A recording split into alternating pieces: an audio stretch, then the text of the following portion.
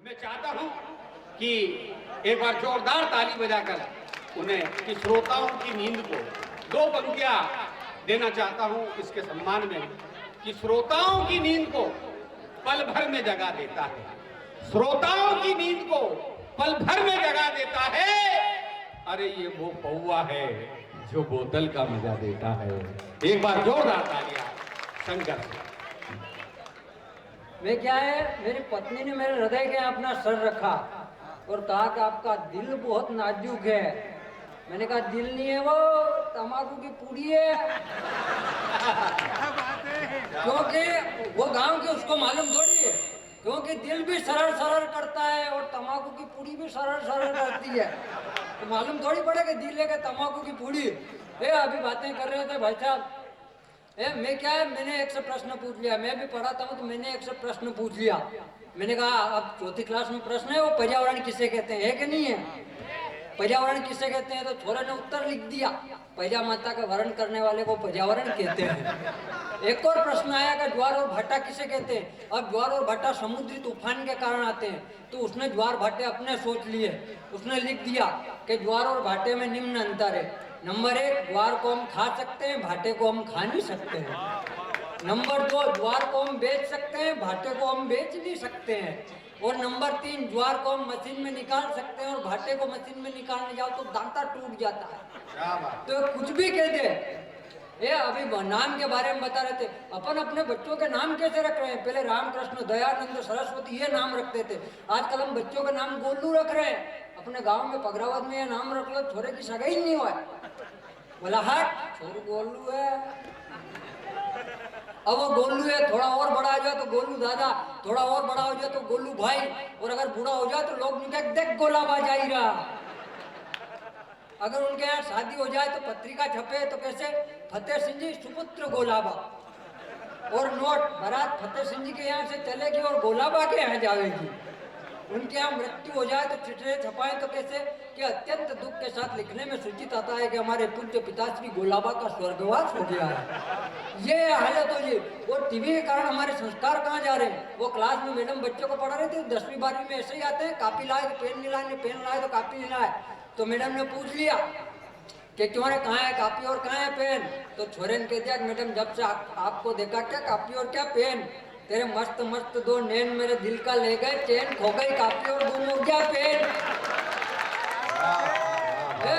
एक और प्रश्न आया कि जिंदा रहने के लिए क्या जरूरी है? अब जिंदा रहने के लिए ऑक्सीजन जरूरी है। तो मैडम ने पूछा कि जिंदा रहने के लिए क्या जरूरी है? छोरे ने कह दिया जिंदा रहने के लिए तेरी कसम एक मुलाकात जरूरी है सनम। तो ये हालत हो रही है हमारी संस्कार के कारण। हाँ मनावत जी बढ़िया बढ़िया है। माला पहना अब बहुत देर से वट खा रहे थे माला पिराने के लिए। और सुनील भाई सब माला पिरा गए। हाँ सुनील भाई कहाँ है वो? आ रहे हैं। हाँ तो उनको फटाक से बुलाओ, उनको ये बोलो कि कुणाल चौधरी जी विधायक साहब फिर आ गए। दौड़े दौड़े दोनों भाई फटाफट मंच पे आ जाएंगे। अभी बोला हमारे विधायक क्या है। अबे करेगा ही काम है। तो ये हालत हो जाए। अच्छा क्या आप अंग्रेजी को देखो, अंग्रेजी अपन को भैंस को बफेलो बताती है, मेरे हिसाब से गलत है। भैंसे को बफेलो होना चाहिए, भैंस को बफेली। इस अंग्रेजी ने जिसको स्त्रीलिंग में करना था उसको पुल्लिंग में कर दिया, और जिसको पुल्लिंग में करना था उसको स्त्रीलिंग में कर दिया। अब गधे को डंकी कहती है, गधे को डंका होना चाहिए। तब 4 पंक्ति कहता हूँ कि जन्मदिन के मौके पे हम घर को अनावश्यक पैसों के खर्च से सजा रहे हैं, गरीबों को अन्न ना देकर हम घर में बैंड बाजे बजा रहे हैं। अरे हमने बच्चों पर अंग्रेजी की छाप छोड़ी है। जन्मदिन के मौके पर जहाँ दिए लगाने चाहिए वहाँ हम दिए बुझा रहे हैं। The cow is useful animal, the cow is pet animal. अब पूरे गाँव में मैं 2 लाइन कहता फिरूँ, गाँव वाले समझे बोलो बहुत अंग्रेजी पढ़ा लिखा है, भरभराट अंग्रेजी बोलता है। क्योंकि मेरे गांव में किसी को अंग्रेजी आए नहीं। अब वहाँ पे गांव में अंग्रेजी बोलने वाले साहब आ गए रोजगार देने के लिए, तो वो अंग्रेजी में बात करे। अब गांव वाले को किसी को अंग्रेजी आए नहीं, उन्होंने कहा अपने शंकर सिंह जी को बुलाओ, फरफराट अंग्रेजी बोलते हैं। तो जिब के आगे मेरे को खड़ा किया और सर ने जिब में से मुंह निकाल के पूछा व्हाट इज योर नेम? मैंने कहा the cow is useful animal, the cow is great animal. Sir ने एक दिन खींच के और गाड़ी लेके निकल ली है। तो गांव वालों ने मेरे से पूछा क्यों रे, तेरे को तो इतनी अंग्रेजी आती है, फिर तेरे को मारा क्यों? मेरी बात का जवाब सुनना, अपना कॉन्फिडेंस इतना रहता है। मैंने कहा मेरे को इतनी अंग्रेजी आती है, तो वो थप्पड़ थप्पड़ में मेरे से यूं कह गए हैं कि कह रहे तेरे को इतनी अंग्रेजी आती है, तू गाँव में क्या कर रहा है, चल हमारे साथ शहर। तो ये अपना कॉन्फिडेंस रहता है। उन हीरोइनों के चक्कर में हम पढ़ रहे हैं। लड़कियां पहनने लगी छोटे कपड़े, अपनी संस्कृति में कई पढ़ रहे हैं भारी लपड़े। ये लड़कियां छोटे छोटे कपड़े पहन रही है। आपने वो टीवी में देखा होगा, मुंबई में क्या है कि इतने इतने कपड़े पहन रही है, इतने इतने लड़कियां, जिनमें उनका मध्य प्रदेश ये साफ दिखाई देता है। टीवियों में देखा होगा ने अपने ये जीन्स पहनते हैं। अब ये जीन्स आ गई, अब जीन्स अपन पहनते हैं तो बांधना कहाँ चाहिए, कमर पे बांधना चाहिए, अपन कमर से नीचे बांधते हैं, इसमें अपना आंध्र प्रदेश दिखाई देता है।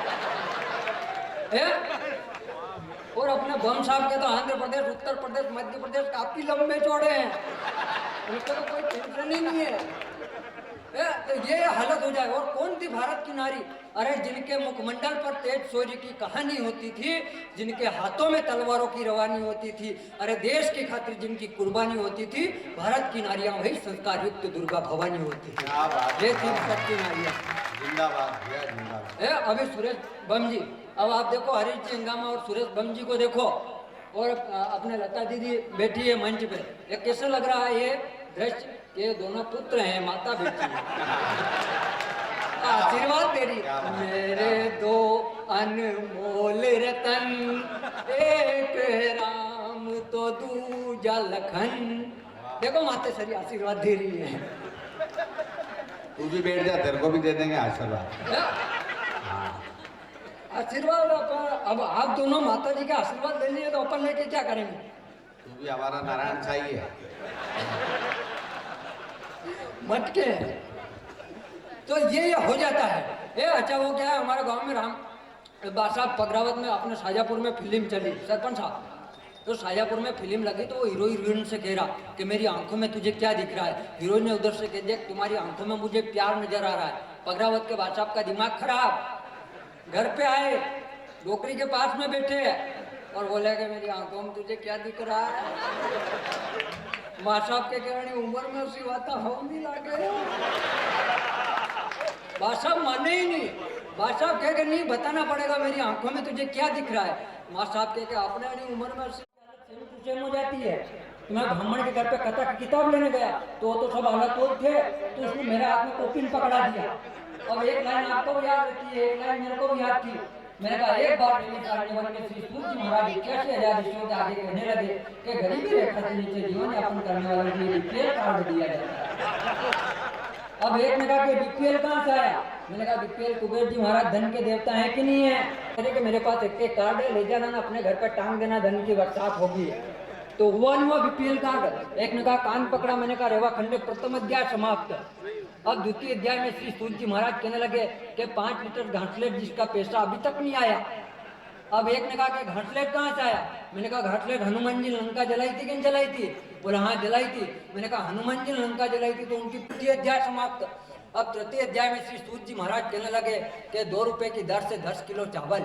अब एक ने कहा कि ये चावल कहाँ से आया? मैंने कहा चावल जब पांडव अज्ञातवास में थे, वहाँ पे दुर्वासा ऋषि भोजन करने के लिए आए थे, वहाँ पे चावल का एक भी दाना नहीं बचा था। एक दाना बचा था, श्री कृष्ण जनार्दन ने अपने मुंह में ले लिया था, तो 10 ऋषियों की क्षुधा शांत हो गई थी, भूख शांत हो गई थी। उस टाइम पे ब्राह्मण के घर पे मौत हो गई, वहाँ रोने के लिए गए और अपनी कथा पूरी हो गई। तो ये हो जाता है। तो हमारे गांव में क्या है, रामायण का रोल चल रहा। अब रामायण का रोल चला तो रावण का रोल करना क्या, अपना दूल्हा सेठ को रावण बना दो। अब दूल्हा सेठ को रावण बना दिया। दूल्हा सेठ ने कहा मुझे बोलना क्या है? हनुमान जी फिर बोले कौन है तू? कि मैं दशरथ रावण। अब हनुमान जी गदा लेके जो किचकिची खा के पड़े, बोले कौन है तू? कि दही मत दीजिए, मैं दूल्हा सेठ हूँ करने। और जब ठंड पड़ेगा और गारा में तेरा पजामा गड़ेगा, तब तू कहेगा कि भारत माता की जय, भारत माता की जय। अब रात की 12 बजे असाउद्दीन ओवैसी भारत माता की जय बोलेगा तो आसपास के कुएं वाले उठ जाएंगे, बोले असाउद्दीन ओवैसी उठ गया, शंकर सिंह की मोटर चालू कर दी, अपनी भी कर दो, लाइन आ गई। एक और तू वंदे मातरम भी लय में बोलेगा और गर्दन पर छुरी रखने की जरूरत ही नहीं, तो अपने आप ही भारत माता की जय बोलेगा। Subscribe now and press the bell icon.